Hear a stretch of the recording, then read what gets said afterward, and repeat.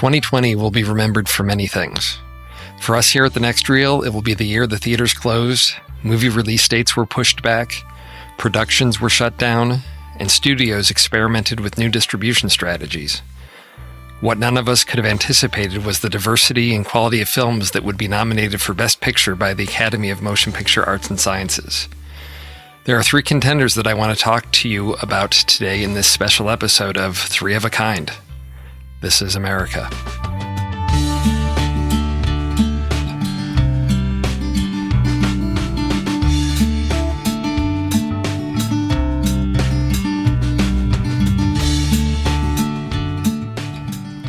On December 19th, 2020, Andy brought Chloe Zhao's film Nomadland as his Satmat trailer pick.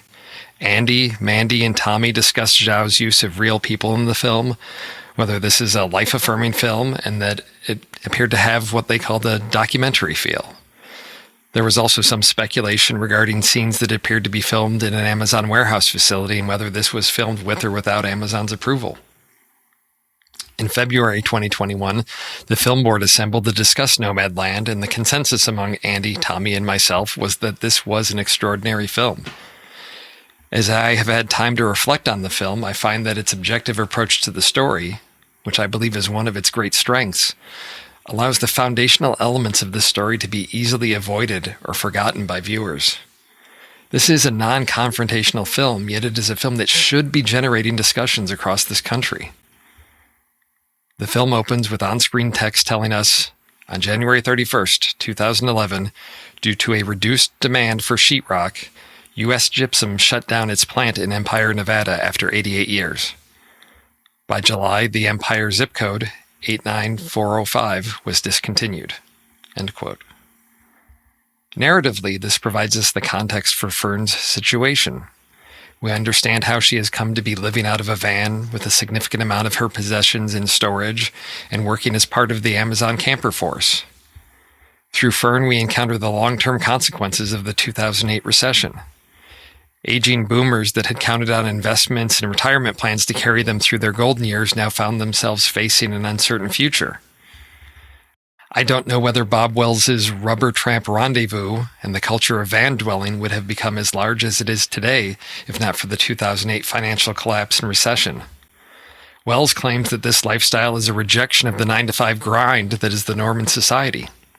I can't help but wonder if it is a lifestyle that he rejected not of his own choice, but because consequences pushed him to the edge of it, and he embraced that movement and continued along that path.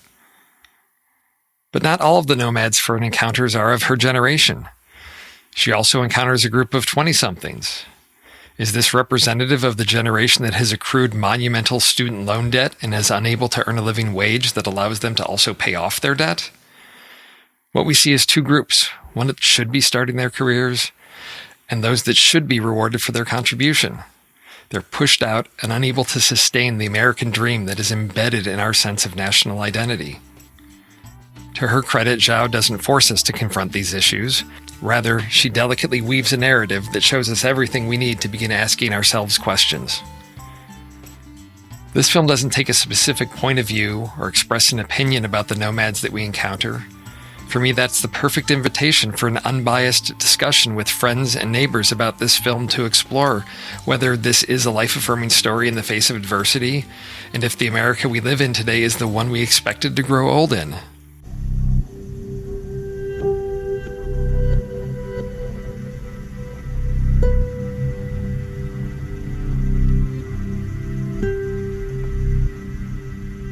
At the opposite end of the spectrum is Emerald Fennell's Promising Young Woman. Where Zhao presents her audience with an objective approach to her subject matter, Fennell clearly has a message to convey to her audience. From its opening dialogue, it is clear that this is a film about the hypocrisy, double standards, and empowerment of men at the expense of women. At first, this appears to be simply a darkly comic tale of a woman who has taken it upon herself to confront men regarding their treatment of intoxicated women. However, it soon becomes apparent that this isn't satire. This isn't dipping a toe into the ridiculous to make a point. Cassie isn't a 21st century Avenger out to show men the error of their ways. She is a broken woman that isn't capable of functioning as an adult. She is 30 years old, living at home with her parents, working in a low-paying hourly job. Unlike the young nomads of Zhao's film, Cassie isn't a financial victim of a crumbling economy. She claims that she is very capable of having the storybook life, but says that's not what she wants. Cassie is haunted by a tragedy in her past and is incapable of moving forward in her life. As we go along with her on her nighttime missions, or as she confronts former friends that were in her life at the time of the tragic loss of her close friend Nina, we see just how damaged Cassie is. Although much attention is being paid to Cassie's solution, and I wonder how long after nightlife resumes in a post-COVID America that we will hear stories of copycats using Kathy's methodology to turn the tables on predatory men. Specifically, the ending of the film has strongly divided audiences, and I fear that we're missing something important that is right in front of us. Fennell has crafted this film in such a way that the audience is able to easily identify and empathize with Cassie. That lack of distance precludes us from really seeing her. There are moments near the end of the film where we are able to step back and see how far Cassie has gone, but this really obscures the true victim of the story, Cassie herself. She is a young woman that has struggled with grief and mental health for nearly a decade. She is a silent victim, suffering quietly in the presence of her family. Promising Young Woman is a brightly colored spectacle, loudly and vividly making a scene about the abuse occurring to women daily. That is what everyone is focusing on. But we can't forget that at its core is the silently suffering Cassie. For every Nina that is in the news, there is a Cassie filled with guilt and frustrated that no one hears her. And as a father of 2 adult daughters, this scares me more than anything. This is not the America I wanted for them.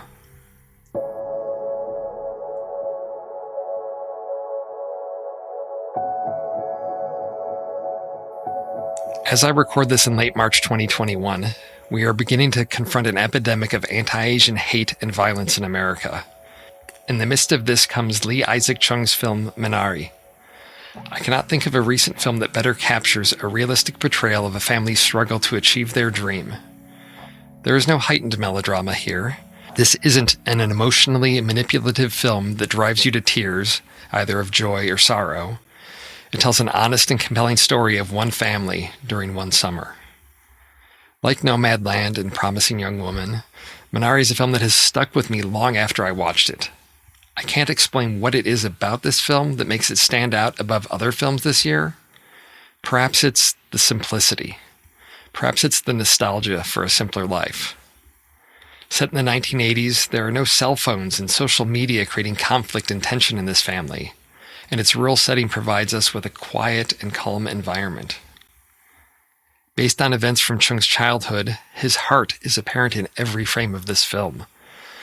The honest treatment of the family makes the story relatable. Jacob and Monica don't have a perfect marriage. There is a question of whether or not they will stay together. But this isn't the focus of the story. But yet it also is.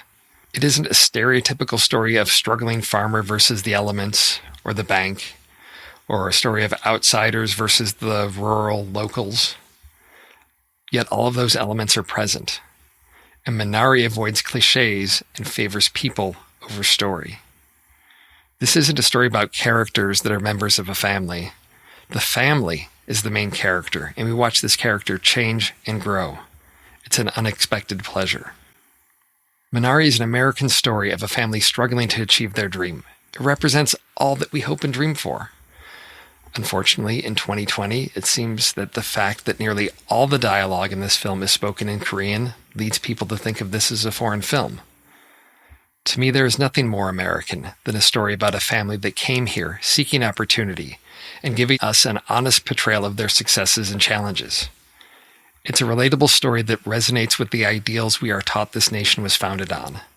The fact that this all-American family from the 80s would be subjected to the violence and hateful rhetoric that has infected America in 2020 clearly demonstrates how far we have strayed from our national identity. 2020 gave us the films that show us America as it is. We can let them be entertaining distractions from the troubles of our own lives. There's plenty that we want to temporarily escape from, that's for sure. Or we can engage with this art. Let it interrogate us about what we have come to accept as 21st century America and whether we are content with it, or if we wish to begin having honest conversations with ourselves, our families, friends, and neighbors. For me, these films serve as a sign that we have strayed from who we are as a nation. It is time to take a long, hard look in the mirror these films provide for us and ask whether we want to say, "This is America," or if we should be asking, "Is this America?"